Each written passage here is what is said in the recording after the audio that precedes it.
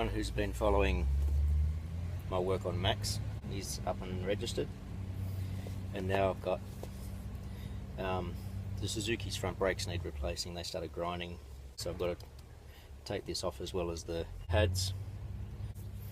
I only need a 14, 17 and I think a 12mm socket or a spanner to do most of the work.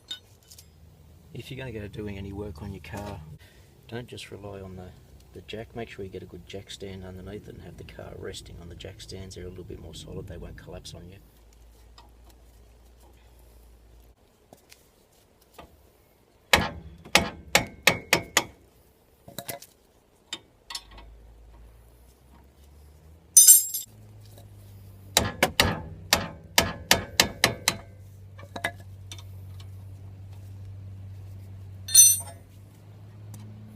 So just take the slide bolts out.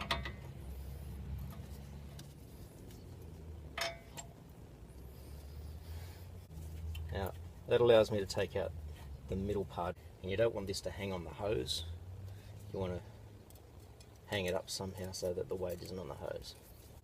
That way that's out of the way while we get this lot off.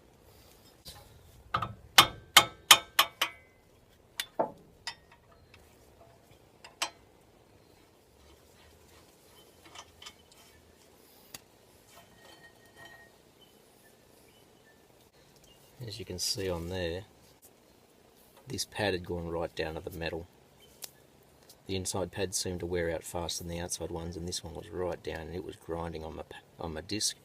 All these points have really scored up the disc, which is why I've got to replace the whole disc now. When I get that off, I'll show you the back of that because it feels shocking. The disc is supposed to pop off, and you can see it's really rusty. So I'm going to get a bit of WD just to soak this in. Actually, the back of the disc will be rusted onto the hub as well. So anywhere where there's a hole, just get some in there. Doesn't matter if it goes all over this disc because it's coming out. I'll let that soak in for a little bit. While that's soaking in, I'm going to clean this up a bit. Now, when you're doing all this, you want to make sure you're wearing a dust mask, because especially if you're using asbestos pads, all of this dust might have asbestos dust in it. Never mind the fact that it's just really dusty. The previous pads I had on here weren't asbestos based, so I don't have to worry about that part, but there's still a lot of dust involved. And these little springs here I want to get cleaned up.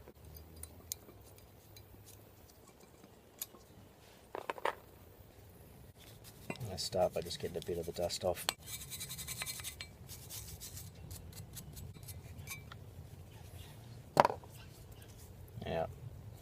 Now we're going to get a bit noisy.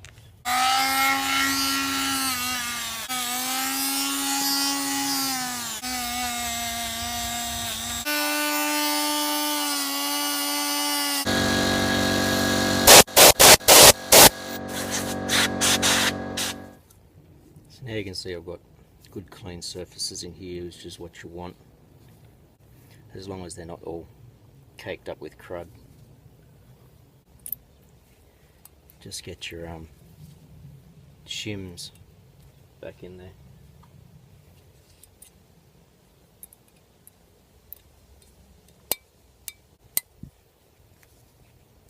So that's ready to go back in once I get the rest all cleaned up. Getting the disc off, because it's rusted, you can hit it around the front to try and loosen it, hit it from behind, and then there's these two holes here for an M8 bolt to go in to help pull it away from the axle.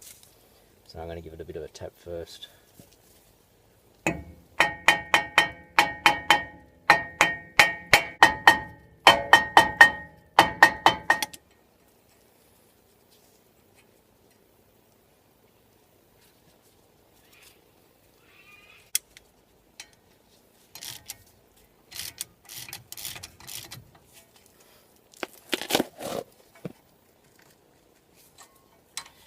being that this is so rusted on, I want to be really careful doing this that I don't snap the bolts off.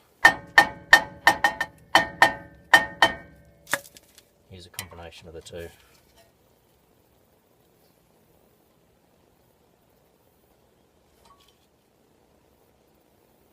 Now I can see it's starting to pull the disc away, but only where the bolts are.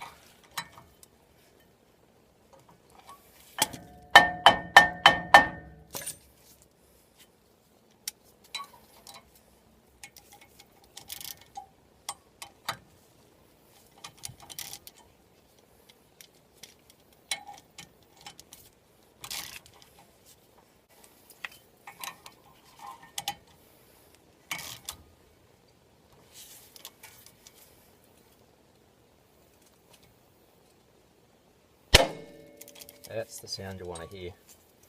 A little bit freaky when it first happens. But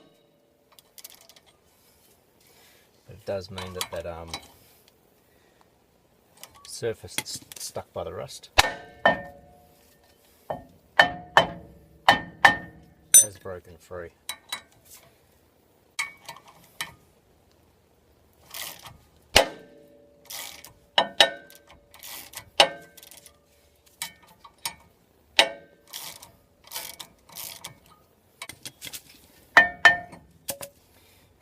There we go.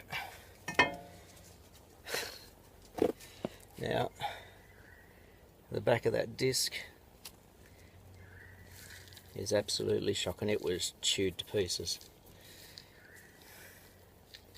So that's why I'm replacing it. Now I need to clean this surface off as well. You can see the back of this. It basically just surface rust made them stick together.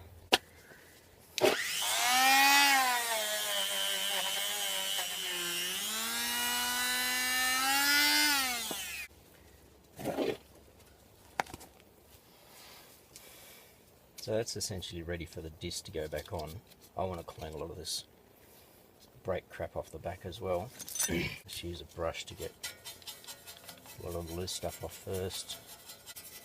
And again, making sure you're wearing a dust mask because you can see all the dust floating around. This part isn't critical, but I just figured if I've got the wheel off, I've got the brake off, I've got the disc off, it's one time to get a lot of this sort of stuff that could cause a little bit of grinding wear and tear out. I'll give it a blow off and then just wipe off those loose bits.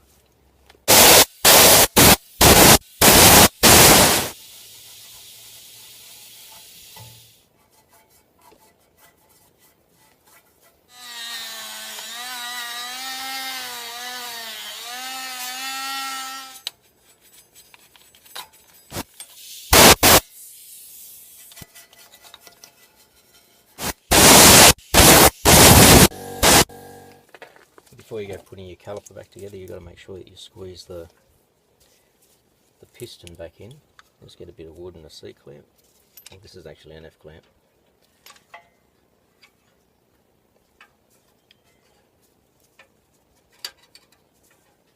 Just wind that in slowly.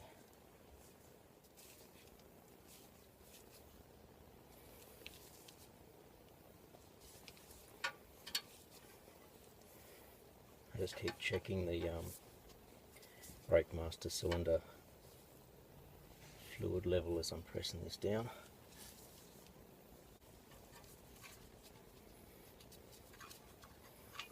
There we go. Give it all a bit of a clean out. This surface of the caliper, just here, you want to make sure that's nice and clean because that's the bit that's pressing against your disc, against your pad.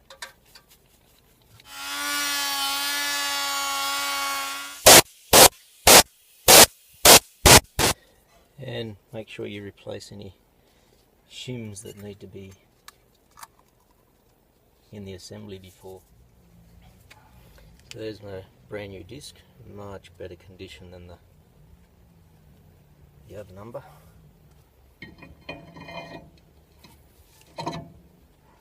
And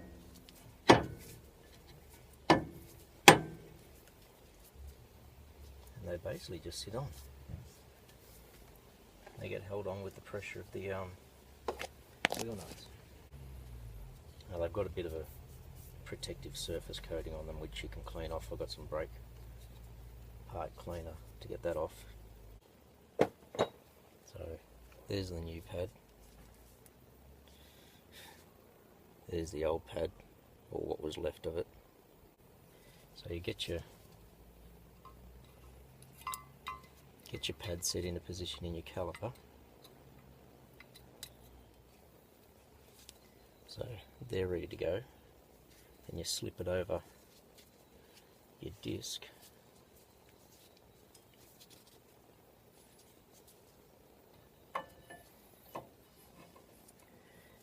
And get your bolts in and done up to hold it in place.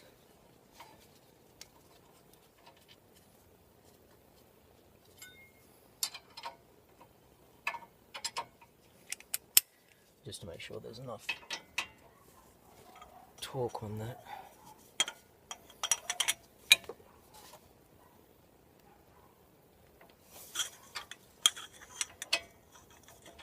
You want them to be done up securely.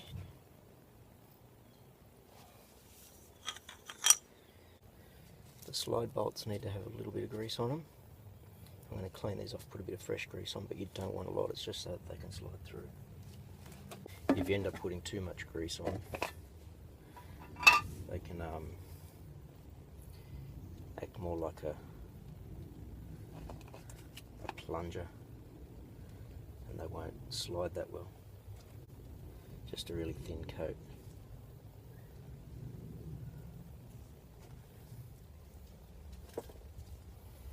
And because that plunger's back, this should just slip over your pads, like so.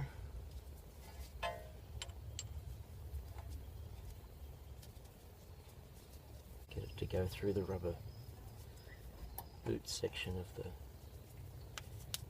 assembly. Now this part, these bolts just tighten up into this part of the caliper and allow the caliper to slide back and forth. On a little bit of grease on the other bolt, other slide bolt. A very little bit. So just wipe off the excess.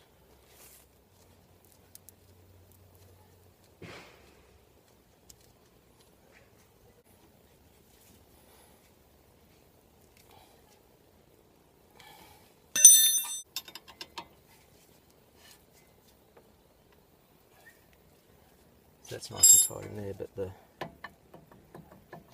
assembly, the caliper can move around.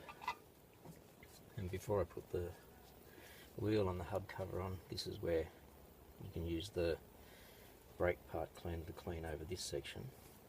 The reason I didn't do it before is because I knew my hands were going to get all over it with greasy stuff, so the brake cleaning spray that I've got, this one, it sprays on, and you can use it to clean brake components while it's all assembled. And then you just let it air dry and it evaporates off.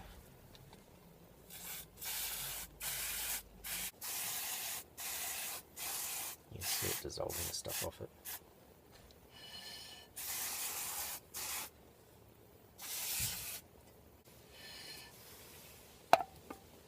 I'll just let that air dry before I go putting the tyre back on. And before I put the tyre back on, I want to put my hub cover back on as well. That's how you will change your rotors and your pads on this particular Suzuki model. Thanks for watching.